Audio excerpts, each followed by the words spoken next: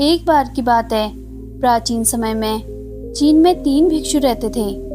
आज उनका नाम तो किसी को याद नहीं है, क्योंकि उन्होंने कभी किसी के सामने अपने नाम का खुलासा नहीं किया। चीन में वे 3 हंसते हुए भिक्षु के नाम से जाने जाते थे। वे हमेशा एक साथ यात्रा करते थे। वे सिर्फ हंसने के अलावा कुछ भी नहीं करते थे। वे एक नगर में प्रवेश किए और नगर के बीचों बीच चौराहे पर जाकर हंसना शुरू कर दिए। धीरे धीरे ही सही, लेकिन जो लोग वहाँ रहते थे या काम करते थे या वहाँ से गुजरते थे, वो खुद को भी हंसने से रोक नहीं पा रहे थे। धीरे धीरे लोगों की हंसी भीड़ में बदलती गई। देखते ही देखते पूरे गांव और नगर में फैल गई। उसी समय वे तीनों वृद्ध भिक्षु अगले किसी दूसरे गांव में चले गए। उनकी हंसी ही उनकी प्रार्थना और उनकी सीख थी, क्योंकि वे कभी भी किसी से बात नहीं करते थे। उन्होंने ऐसा माहौल बनाया कि पूरे चीन के लोग उन्हें चाहने लगे।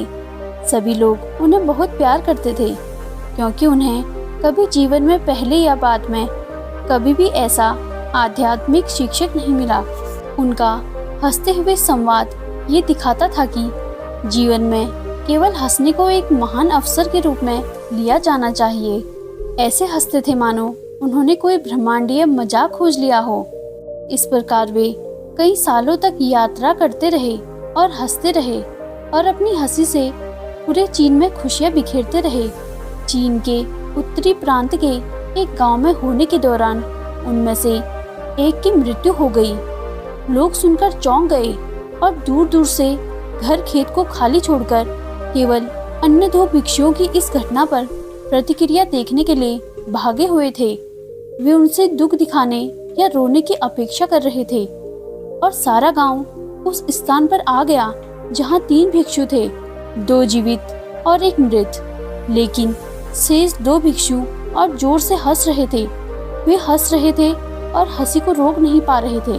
कुछ अच्छे लोग जो इस घड़ी में सहायता कर रहे थे, अविश्वास में उनके पास पहुंचे और उनसे पूछा कि वे अपने मृत मित्र के लिए शोक क्यों नहीं कर रहे हैं।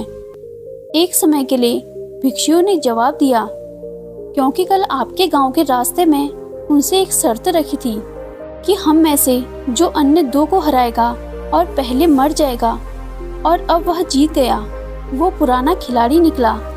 उसने एक वसीयतनामा भी तैयार किया था। अंतिम संस्कार की चिता पर रखने से पहले मृतकों को धोने और उनके कपड़े बदलने की परंपरा है, लेकिन पुराने भिक्षुओं ने स्पष्ट रूप से पुराने कपड़े और उस पर छोड़ने के लिए कहा था, क्योंकि वह एक दिन भी गंदा नहीं हुआ था। मैंने अपनी हंसी के माध्यम से इस दुनिया की किसी भी गंदगी को मुझ तक पहुंचने नहीं दिया, ऐसा उनके वसीयतनामा में कहा गया था। तो उस भिक्षु का शरीर उसी वस्त्र समेत चिता पर रख दिया गया जो उसने आने के समय पहना हुआ था। और जैसे ही आग जली, सभी को स्मृत करते हुए आग उसके कपड़े पकड़ने लगी और अचानक 100 रंगों की आतिशबाजी ऊपर नीचे और चारों दिशाओं में धधक उठी। और अंत में वे लोग जो वहां इकट्ठा हुए थे, उन 2 बुद्धिमान व्यक्ति की हंसी में भी शामिल हो गए। हम जीवन में देखें तो हमारे जीवन में केवल यही कारण हो सकता है कि हम इस धरती पर हैं, इसलिए हम हंस सकते हैं। आनंद और हंसी का अनुभव करना कभी बंद न करें। इसलिए अगली बार जब आप किसी समस्या का सामना करें तो आईने में देखें और समस्या को हंसी से दूर भगाएं, क्योंकि आपका आनंद ही है जो आपको जीवित बनाता है। दोस्तों, आशा करती हूँ कि आपको ये कहानी पसंद आई होगी। ऐसे ही ज्ञानवर्धक कहानी जानने के लिए वीडियो को लाइक, चैनल को सब्सक्राइब करना न भूलें।